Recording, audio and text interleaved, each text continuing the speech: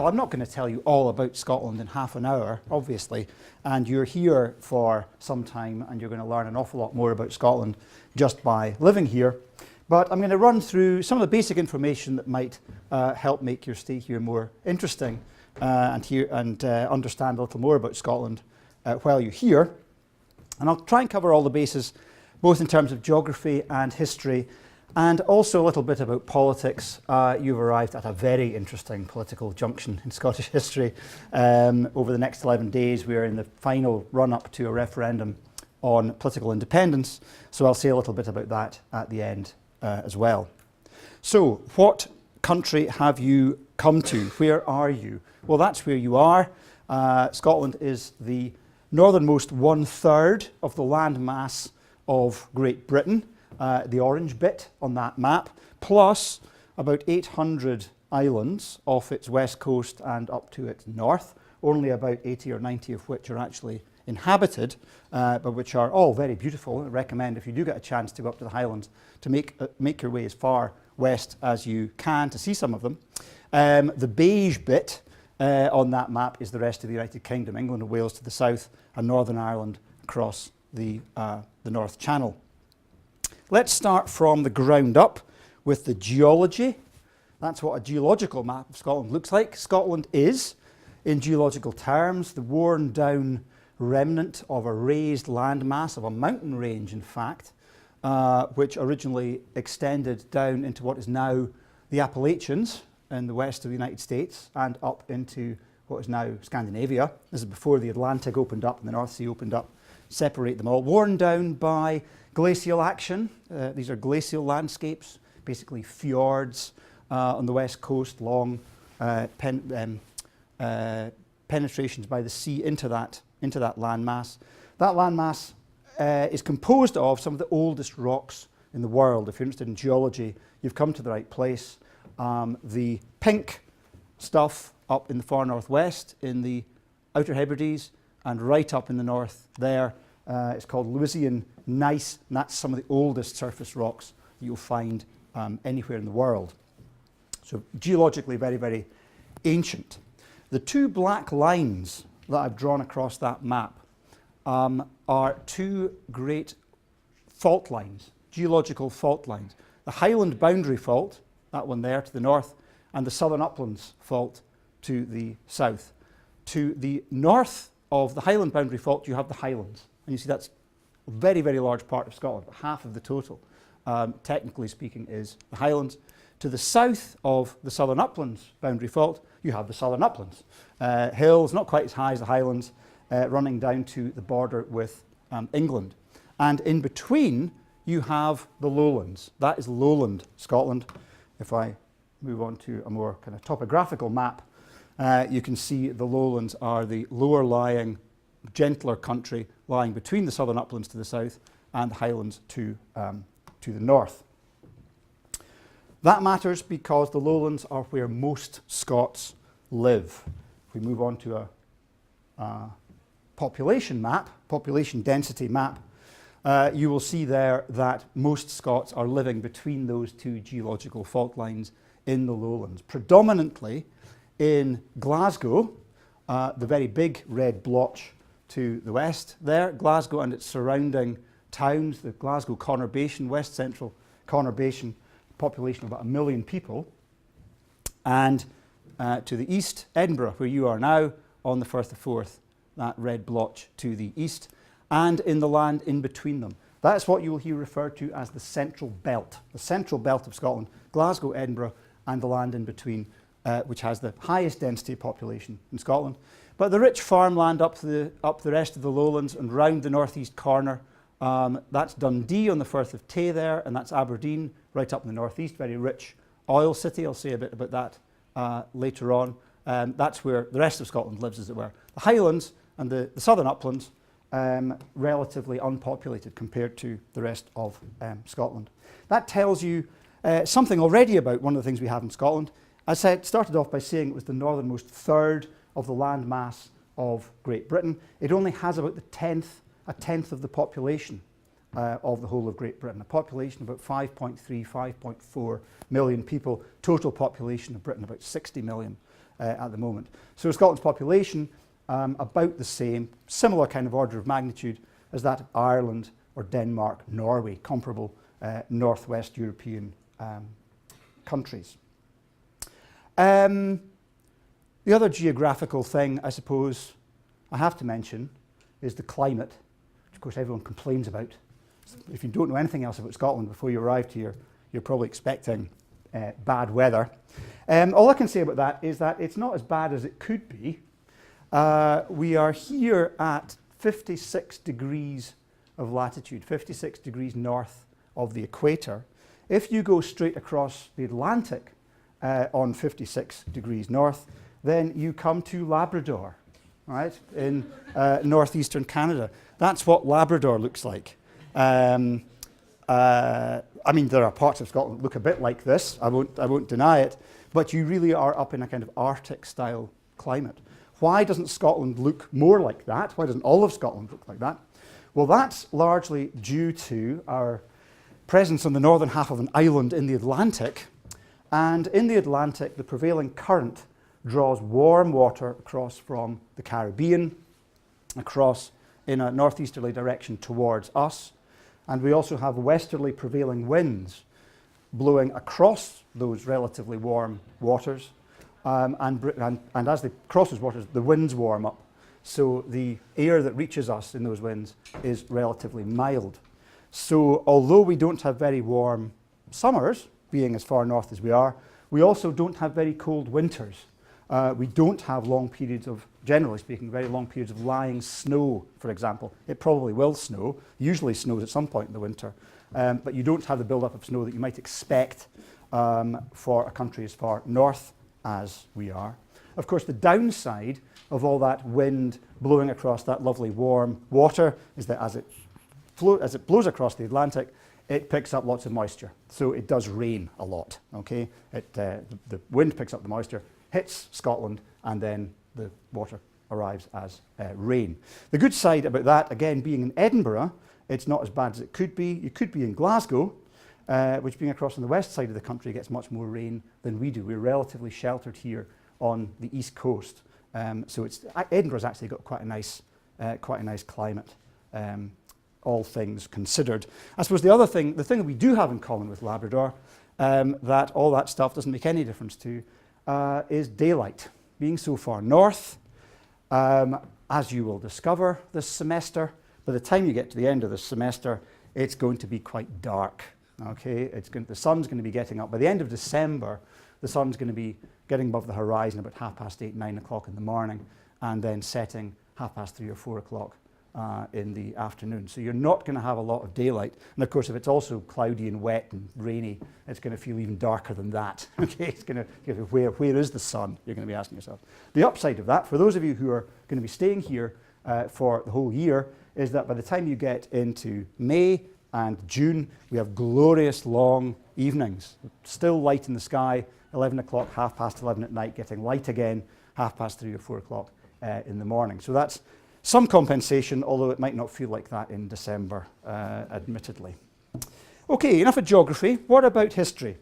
What about the history of Scotland? Well, I can start off by saying that people have lived in Scotland for a very, very long time.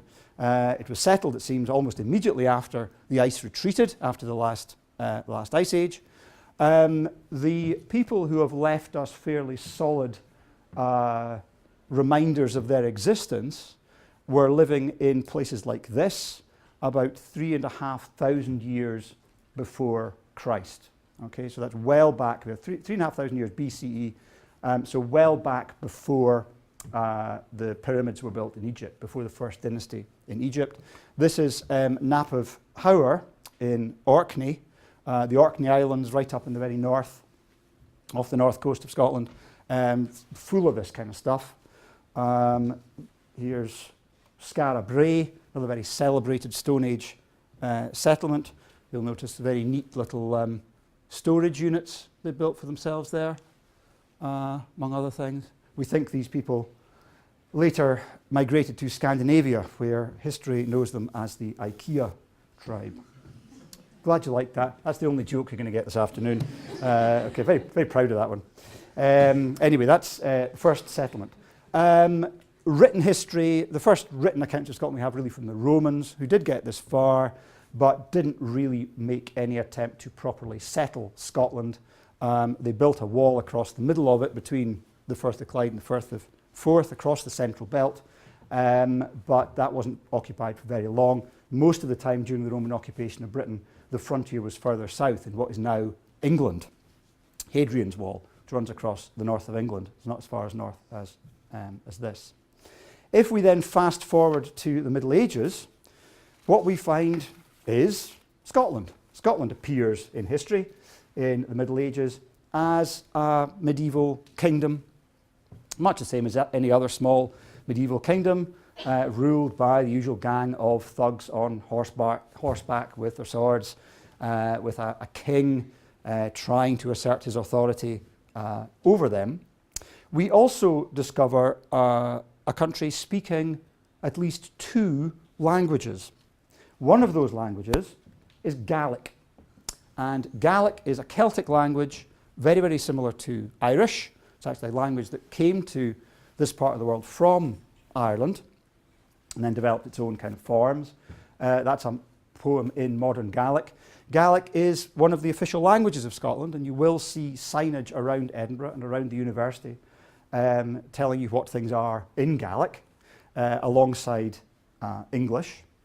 Gaelic was the language of the Highlands and remained the language of the Highlands right the way through into the 19th century. Despite various political and economic catastrophes visited on the Highlands towards the end of that period, Gaelic survived. What really did for Gaelic was compulsory primary education, I'm afraid. Once British governments decided there should be compulsory education for everyone from the age of 5, they also decided that that should be in English, and small children had Gaelic literally beaten out of them in school. If they turned up at school speaking Gaelic, they were beaten until they stopped speaking Gaelic, started speaking English instead.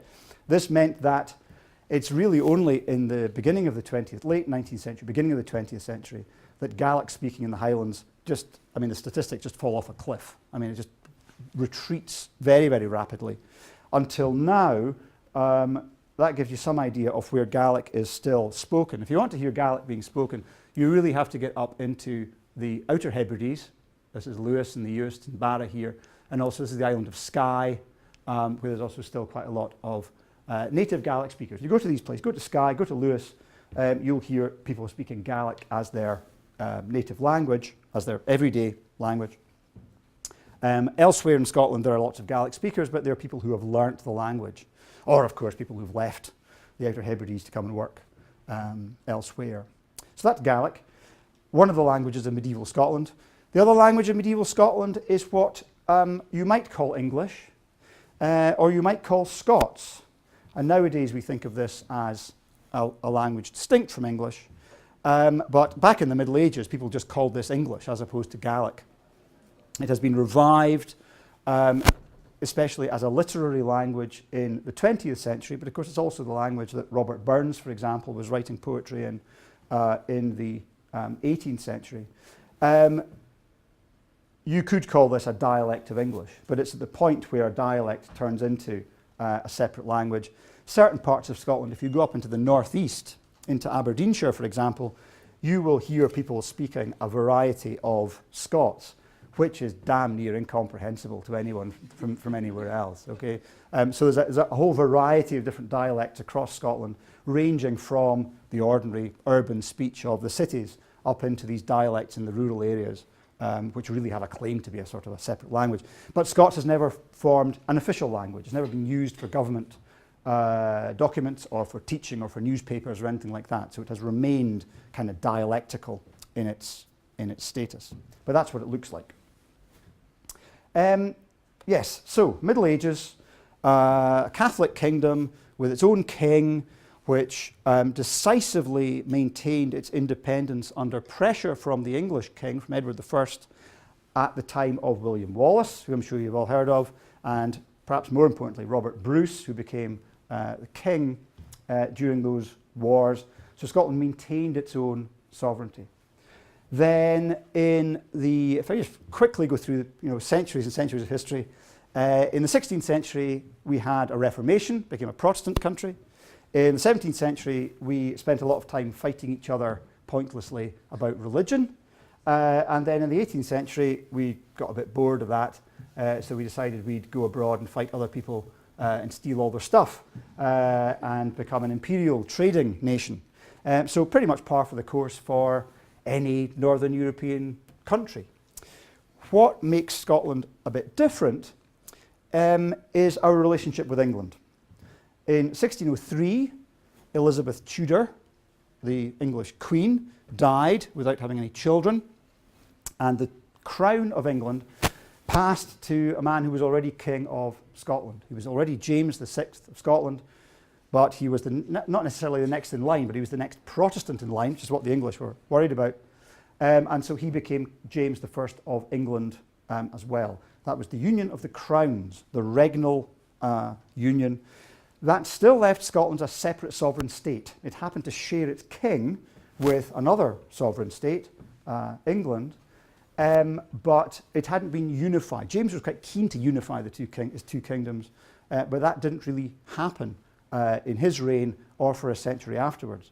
It's really only in 1707 that, for various reasons, including the lure of getting access to trade with England's colonies, North America and the Caribbean and elsewhere, that the Scottish Parliament in Edinburgh votes to dissolve itself and instead send representatives to the House of Commons, House of Lords in England.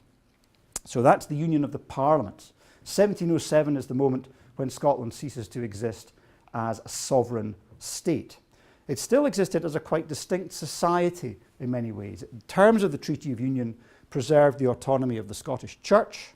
It preserved the autonomy of the Scottish legal system, which meant that laws passed in London had to always be passed in two forms, one for Scottish law and one for the law of the rest of the UK. And it retained its own education system, this university being an example of that. But politically, internationally, it was part of a united kingdom of Great Britain and Ireland, as it was at that time. The 18th century that follows the Union is something of a golden age for Scotland in intellectual and cultural terms, quite unexpectedly. Scotland, and especially its university cities, Glasgow, Edinburgh, Aberdeen, become hotbeds of intellectual innovation. You'll find statues of some of these the heroes of that period around the city. That's David Hume, probably one of the most important European philosophers of the 18th century, an Enlightenment philosopher, a great critic of superstitions and irrational beliefs. And since this statue has been erected, people have got into the habit of rubbing David Hume's big toe for luck. How ironic is that? The great Enlightenment critic of superstition, and people are rubbing his toe for luck. The rest of David Hume's that green colour that bronze always goes eventually, but his big toe is all shiny and golden from people rubbing it. Anyway, that's David Hume, apparently taking his tablet computer into the sauna. It's a bit of a, don't do that, don't try that at home. This is Adam Smith, probably the other great philosopher of the Scottish Enlightenment, as we talk about, the father of modern economics, among other things.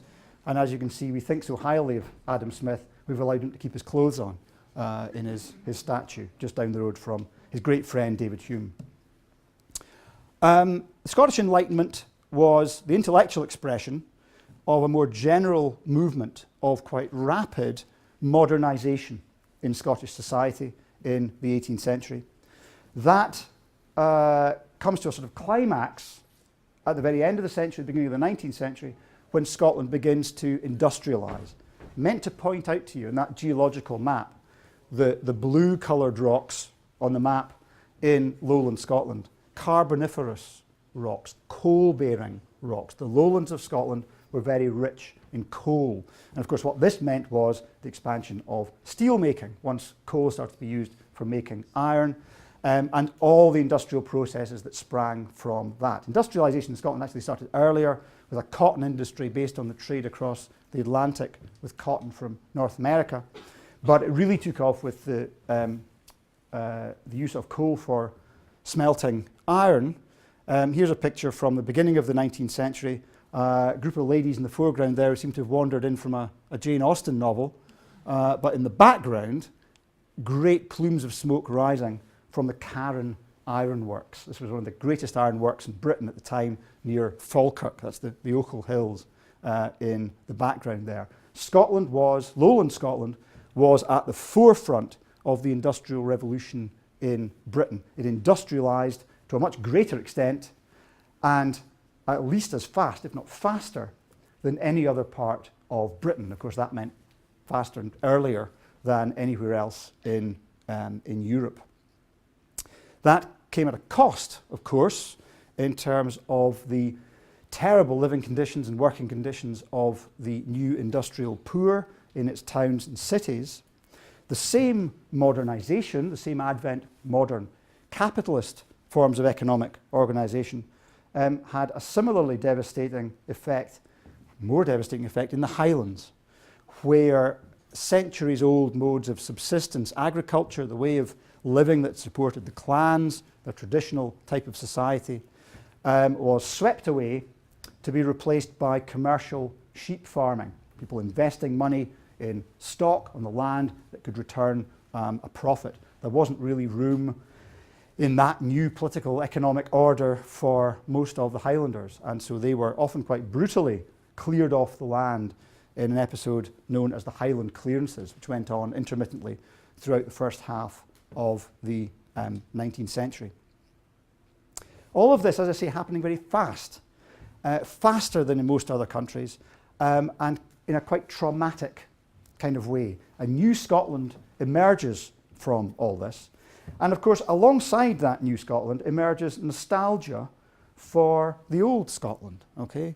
So if your idea of what a Scotsman looks like is this, right, that is mostly because of this man, Walter Scott, and his novels and poems about the Highlands, looking back to the old order in the Highlands, clans, the tartans, the bagpipes, the misty mountains, the castles, all that stuff.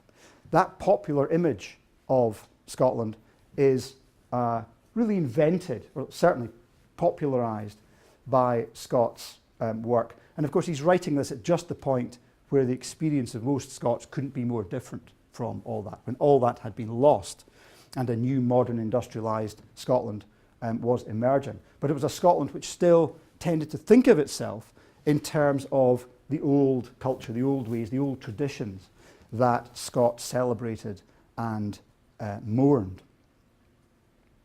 So 19th century Scotland, you could say, one of the most modern, industrialised, advanced societies on the planet, but at the same time thinking of itself in terms of traditions that it inherited from the pre-industrial past. 20th century Scotland, well, this is a society which is still shaped mostly by those heavy industries, by the empire, the British Empire that provided a market for those industries' products. Also marked by the rise of labour politics, the industrial working classes who made that industry possible, organising themselves in trade unions and political parties to press for better pay and conditions, and indeed for the vote, for political reform, to have a vote in elections for Parliament.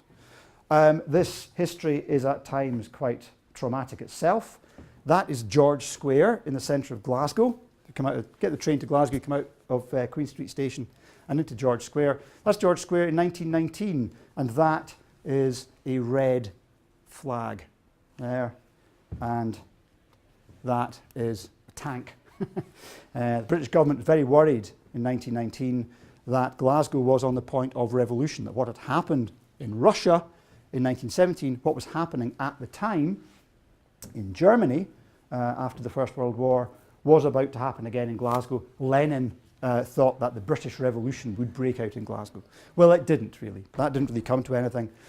But the politics of the Labour movement and the Labour Party continued to dominate Scottish life many ways through the middle of the 20th century. What changed all that was the demise of those heavy industries on which that, how am I doing for time? Okay. Demise of those heavy industries on which that way of life, on which that labour movement depended. when I first moved to Edinburgh in the early 1980s, there was out in the west here, near Motherwell, a huge iron foundry called Ravenscraig, very advanced, very modern steel works. When I first started giving these talks 4 or 5 years ago, that was all that was left of the Ravenscraig steelworks. I need to update my slides here. I think this is a kind of sports and shopping complex now, as you might expect. I'm sure this kind of experience may be familiar to many of you from, if you're familiar with the Rust Belt in the United States, or indeed what happened to heavy industry in Eastern Europe and Eastern Germany, for example, after the fall of communism. So this is a uniquely Scottish experience. It did have a quite specific political outcome, though, because this all happened under a Conservative government in London, a Conservative Prime Minister, Margaret Thatcher, and it was increasingly felt that a large part of Scotland's way of life and traditional values had come under attack from a government in London that the Scots didn't have anything to do with, that we hadn't voted for in our own constituencies, and started the momentum behind the movement towards greater political autonomy and ultimately independence. There had been a Scottish National Party, a party campaigning for independence long before this, but the history that has led up to the present moment, where we have a referendum, as you may know, in 11 days' time, Scots will be voting on whether to remain a part of the United Kingdom, whether that Treaty of Union in 1707 should stand or should be revoked and Scotland return to being a sovereign state. The momentum behind all that really picked up in the 1980s because of these political and economic developments. The immediate effect of that was the establishment in 1999 of a Scottish Parliament. We got our Parliament back after getting on for 300 years, and Scotland now has a level of devolved government, similar to what you might find in one of the states, the United States, or another federal system like Germany's federal Länder. It's that kind of level of sovereignty, looking after Scottish affairs while leaving macroeconomic policy, foreign policy and so on. That's all reserved to London. Which brings me to this referendum. You have arrived in Scotland at a very interesting time in its political history.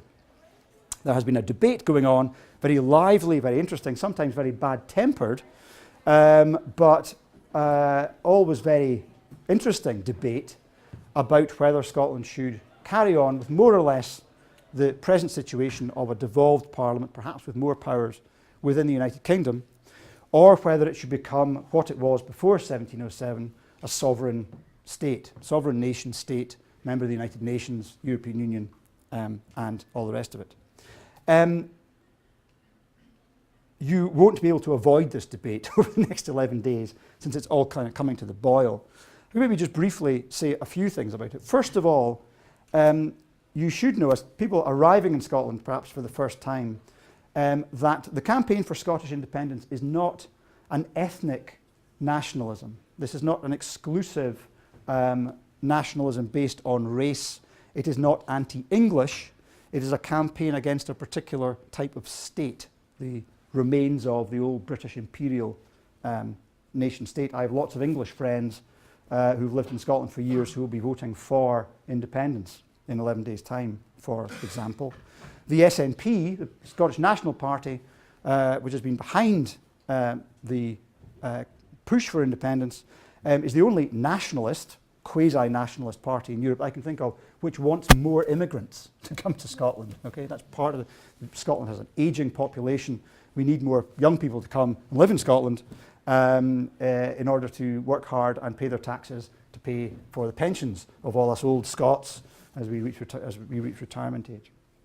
The argument for independence, very largely political, about democracy, about autonomy. The argument against independence very often takes an economic form. The arguments against independence, those arguing against independence will point to the experience of small independent countries like Ireland or Iceland during the financial crash of 2008. Scotland has a very large financial sector, just as Ireland and Iceland developed very large banking sectors. If Scotland had been independent in 2008, it would have gone bankrupt. And it was only its membership of a larger unit of the British state that allowed its banks, the Royal Bank of Scotland, the Bank of Scotland, to be bailed out by British government funds. So that just gives you an idea of the sorts of arguments that we're having in Scotland just now, the pros and cons of political autonomy.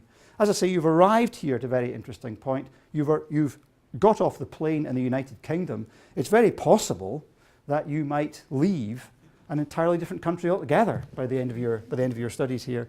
But whatever happens in 11 days' time, I do hope you'll enjoy your time here and enjoy finding out more about what is, for its size, a very interesting little country. Thank you very much.